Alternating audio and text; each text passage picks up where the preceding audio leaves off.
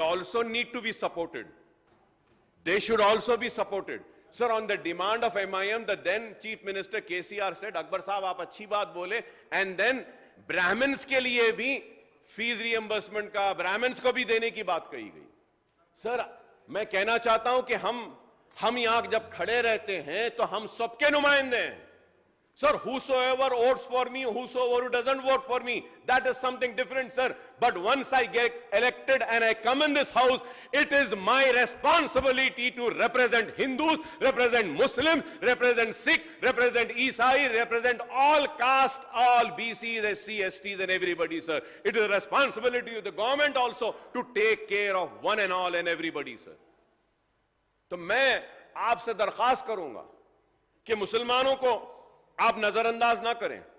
आपने वादा किया था मौजनों को 10,000 12,000 देंगे. ठीक है, नहीं मिला, मगर मुझे उम्मीद है कि मिलेगा. जरूर आप करेंगे. और मुझे उसके साथ साथ अपने आप पर भी यकीन है कि मंजलिस और अकबर ओवैसी उस वक्त तक चैन तक नहीं बैठेगी जब तक कि आपकी हुकूमत जो वादे करी वो पूरा नहीं करती. हम आपका पीछा करेंगे, आपसे लड़ेंगे, आपसे झगड़ेंगे, आपसे मोहब्बत से हम अपील करेंगे, मगर उन जो वादा किया उन वादों को मनवाएंगे और हासिल करेंगे. Sir, it is also about शादी मुबारक के लिए भी वादा किया गया था कि रेस करेंगे 1.6. उम्मीद करते हैं कि वो भी होगा.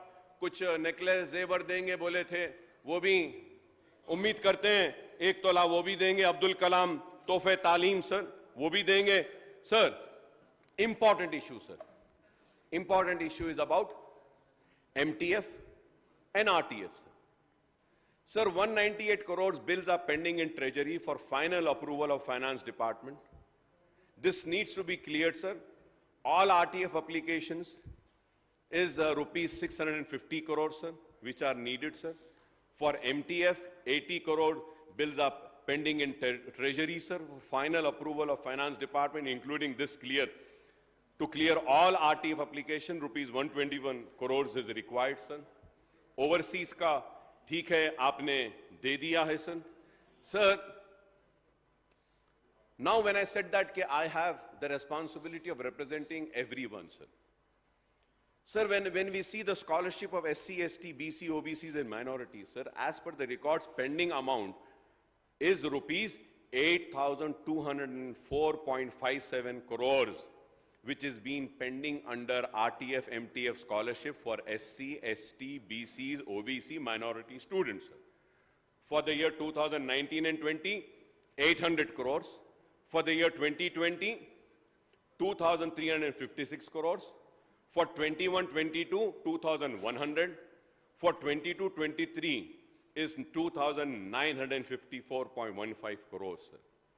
Sir, 7 महीने में एक भी पैसा नहीं दिए साहब. आप किसानों को दिए, शुक्रिया sir.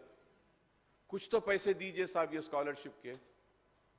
Sir, let me, and I request my BRS friends not to feel offended, but it is a fact, sir. It is a fact that education has been neglected for the last 10 years, sir.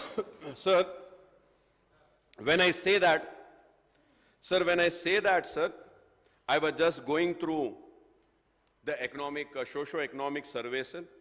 So the literacy rate of India is 77%. 77 point something is subject to correction, sir, but it is in 77 only. The literacy rate of Telangana has gone down, sir. It has come to 65 point something, sir. 10 साल में GSDP बढ़ा होगा, per capita बढ़ा होगा.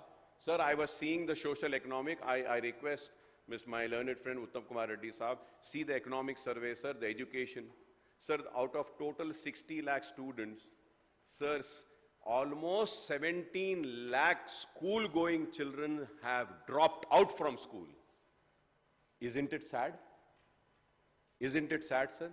Cutting across the party lines, sir, we all need to come together and bring back those 16 lakh students who have dropped out from the school. We have to bring them back to the school, sir. Sir, education is very important, sir. Education is very important, sir. Sir, I don't feel ashamed to come on record and say that, sir, I couldn't study, sir. I wanted to study, sir. I wanted to become a doctor, sir. I had to, in between, leave my studies, quit my MBBS studies. I left it, and I came back. That hurts me very much, sir. Sir, if I have to just say what are my education qualifications, so I'm just 12th pass. I'm just a 12th pass. I couldn't study. I know what is the pain, sir. Sir, it is. Yes, sir. I discontinued it, sir. You're right, sir. You're right. As I told, sir, he's a very old friend of mine, sir. Very old friend of mine, sir. I take pride in saying that, sir. We used to hang around together, and he's sitting there. So it is a very happy moment for me that my childhood friend is sitting there, sir. I'm very happy about it, and I feel very proud also. कि लोग हमको बोलते थे, अरे ये बच्चे क्या करेंगे, ये खाली फिरते रहते हैं, देखो एक बच्चा यहाँ है, एक बच्चा वहाँ बैठा है. So I mean, sir, education is very important, sir. So I request that the Congress government takes this issue very seriously and focus on this education, sir. So yes, sir. This socio-economic, sir. Page number 293, sir. Page number 293, sir. Out of the total enrollment of 62,30,504, the dropout is 26.17%, sir. 26.17, and the numbers are 16,30,524. Very big numbers, sir. I think you need to see this. Bachon ke education, sir, this is why, sir, I think we need to release this, ये MTF या RTF का जो पैसा है, इसको installment में दीजिए. Sir, the problem here is that, sir, we run an education institutions also, sir. MIM party has an education trust, which has a medical college, engineering college, MBA, MCA, pharmacy, architecture, and nursing college, physiotherapy college. So many colleges are there. Honorable Speaker, sir, I take care of all the education institute of Darussalam Education Trust, sir. Sir, you would be surprised, sir, the total fees dues for all these colleges is more than 76 crores, sir. So 76 crores are due from the scholarship. More than 20 crores are due from Arogyashri. 100 crores is due by the government. And still, we do not refuse any patient from getting treated under Arogyashri, nor we refuse any student, sir. Sir, you please tell me, how will an institute, how will a trust survive with 100 crores dues? Sir, I have my heart open for the students, but at the same time, the government needs to realize how will the colleges run if they are not being paid the money. How will they run, sir? Kindly understand, sir. Sir, I know the financial situation of the state. Sir, I would say that we can just have a meeting with all the education institutes, and we can have a roadmap as to how we would be clearing this amount. Let us take 2 years, 2.5 years, but some assurance needs to be given कि installments में आपको देंगे पैसे, करेंगे इसको. Sir, now what is happening? The institute are holding back the certificates of the students who have completed their course. Sir, if they give the certificate, sir, earlier what happened, sir? For the year 2018, all the scholarships were rejected by the BRS government. बोल दिए कि हम ये साल का scholarship नहीं दे रहे, and the colleges had to lose that fees, and the student took the certificates and went away. Recently, Honorable Chief Minister Saab had a meeting with the technical education colleges, management and everything. He spoke to them and he said, don't worry, we will clear all the arrears of 24 and 25. My friend is very intelligent. He said 24, 25. He never said, what about 23? He never said about 22. He never said about 21. He never said about 20 and 18. Sir, Honorable CM, sir, the government is a government, sir. And a decision taken by the government is a decision which today A is there, tomorrow B will be there. It has to be continued, sir. Sir, we have to. Sir, they gave an assurance. The students believed them. The colleges trusted their word. If you say, I have to ask them, where will they get it and give, sir? How will they give, sir?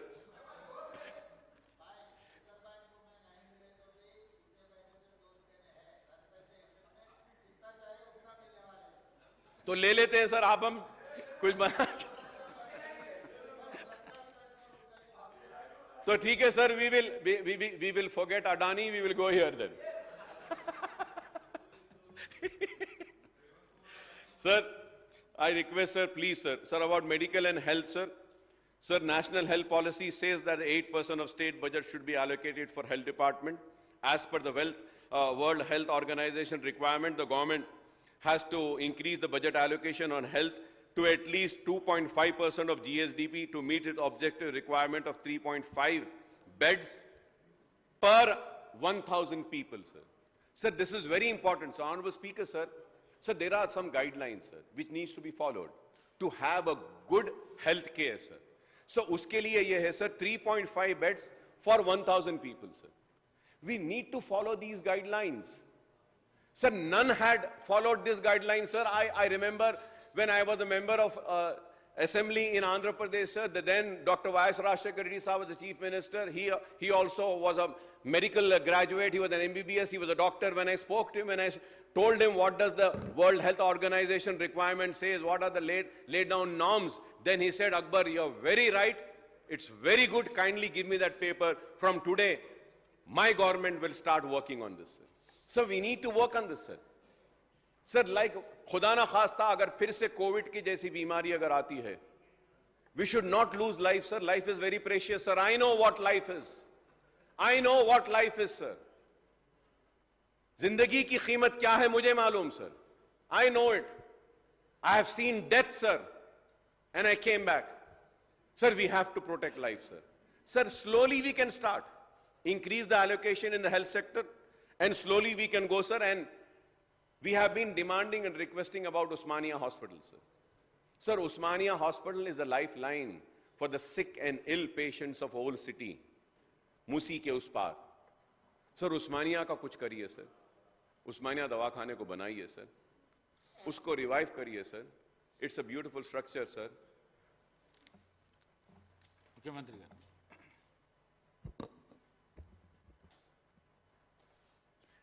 Thank you sir. Akbaruddin Owaisi मेरा कितना अच्छा दोस्त है, मैं बोलने का ज़रूरी नहीं है. अकबर साहब ने कहा, मगर मेरा अच्छा दोस्त को मैं एक यकीन दिलाना चाहता हूँ. 10 साल गलत दोस्ती करने की वजह से पुराना शहर को एकदम नुकसान हो गया. अब सचमुच सही दोस्त को पहचान लिए, सही दोस्त के साथ चले तो सब कुछ. पुराना शहर, ये हैदराबाद शहर, इट इज़ नॉट पुराना शहर, it's an actual city, original city. This is not old city, this is original city. Hyderabad is our original city. मगर मेरा दोस्त को मैं ये याद दिलाना चाहता हूँ, हैदराबाद मेट्रो जो भी आए, पिछले सरकार जब राजशेखर रेड्डी जी मुख्यमंत्री था, जो बहस हुआ असेंबली में, उसके बाद जो डिसीजन लिए, जो टेंडर बुलवाए, उसमें मेहताज कंपनी कैसे फेल हो गए, उसके आगे दोबारा कैसा टेंडर हुआ, वो पीपीपी मॉडल कैसे सक्सेस हुआ. मैं बोलना चाहता हूँ कुछ जो मिसिंग लिंक्स है, मैं उनसे तकरार नहीं करना चाहता हूँ, मगर रिकॉर्ड में कुछ लोग मेहनत किए, उन लोगों का भी, वो नेता लोगों का भी नाम अपने रिकॉर्ड में आना है. राजशेखर रेड्डी साहब ने ये प्रपोजल कंबाइंड आंध्र प्रदेश से केंद्र सरकार को रिपोर्ट भेज दिए, मगर वहाँ पर तेलंगाना के शान Jaipal Reddy ji urban development minister, उन्होंने ये पीपीपी मॉडल में VGF viable gap fund permission के साथ साथ 1500-1600 करोड़ रुपए वायबल गैप फंड देकर और परमिशन देकर जयपाल रेड्डी साहब ने ये हैदराबाद शहर को मेट्रो ने दिलवाया. राजशेखर रेड्डी साहब ने प्रपोजल किए तो राज्य सरकार से राजशेखर रेड्डी साहब ने प्रपोजल भिजवाए तो केंद्र में urban development minister S Jaipal Reddy ने वो प्रपोजल को एक्सेप्ट कर दे के और viable gap fund 1600 crores he has given. That is how we have got Hyderabad metro. Second thing, वो जो पीपीपी में 75 किलोमीटर्स बात हुई थी, जो अग्रीमेंट हुआ था, 75 किलोमीटर्स में एल&टी 69.5 किलोमीटर्स ने पूरी की। गौलीगुड़ा बस स्टैंड से लेकर फलकनामा तक 5.5 किलोमीटर वो टेंडर एग्रीमेंट में है। उनके लिए प्रॉपर्टी भी लिए उनके लिए वायबल गैप फंड भी ले लिए, फिर भी पुराना शहर को वो मेट्रो नहीं बनाया। मगर तेलंगाना बनने के बाद जो सरकार हुकूमत में थे वो लोग एल&टी से एडजस्ट होकर वो नहीं बनाए तो भी मत बनाओ, आपको हम पूरा दे देंगे बोल के पिछले सरकार ने जो धोखा दिया पुराना शहर को, वो धोखे के वजह से 10 साल तेलंगाना राज्य में पुराना शहर को ये मेट्रो रेल नहीं मिला। मैं मुख्यमंत्री बनते ही ये ओल्ड सिटी नहीं है, ये ओरिजिनल सिटी है, जरूर वो शहर में मेट्रो रेल बनाने के लिए मैं एमआईएम सदर साहब असदुद्दीन ओवैसी साहब से और अकबरुद्दीन ओवैसी साहब से दोनों से मैं डिस्कशन कर लेके उसके आगे मैं चंद्रायन गुट्टा में वो जो फाउंडेशन स्टोन जो डालना है वो 5.5 किलोमीटर बनाने के लिए हम एल&टी से बात की है। मगर एल&टी पिछले सरकार जो लीनेंस दिए वैसे ही यही सरकार से भी कुछ बोले थे। मैं बोला बाबू देखो ये बनाना पड़ेगा, नहीं तो चरलापल्ली या नहीं तो चंचलगुड़ा में बैठना पड़ता बोल के मैं एल&टी कंपनी को सीधा सीधा बोल दिए। और बात रहा दूसरे सेकंड फेज ऑफ मेट्रो, पिछले सरकार ने जो फाइनेंशियल डिस्ट्रिक्ट जो हाईटेक सिटी से लेकर हैदराबाद एयरपोर्ट तक 32 किलोमीटर बनाने के लिए टेंडर भी बुलाए। साहब आपको तो पता है, आप वहीं से आए, हर दिन आपको कॉन्स्टिट्यूंसी को जाना है तो वही आउटर रिंग रोड से वहीं से जाते हैं, आप आपके कॉन्स्टिट्यूंसी अगल बगल में, आप हैदराबाद शहर में बचपन से आप इधर ही पढ़े लिखे, आप इधर का ही है। जो आउटर रिंग रोड है 500 फीट का रोड है, 8 लेन रोड है, जुबली हिल्स, बंजारा हिल्स, हाईटेक सिटी से कोई भी अगर एयरपोर्ट को जाना है तो कार में जाते सर, ड्राइवर भी साथ में नहीं जाते, क्योंकि ये जाके गाड़ी एयरपोर्ट में रख दे के फिर हवाई जहाज में कहीं जाकर काम देख लेके फिर वापस आते, गाड़ी लेकर वापस आ जाते। मतलब कोई वहां के कोई गरीब लोग वहां से मेट्रो में एयरपोर्ट को जाने वाले नहीं है।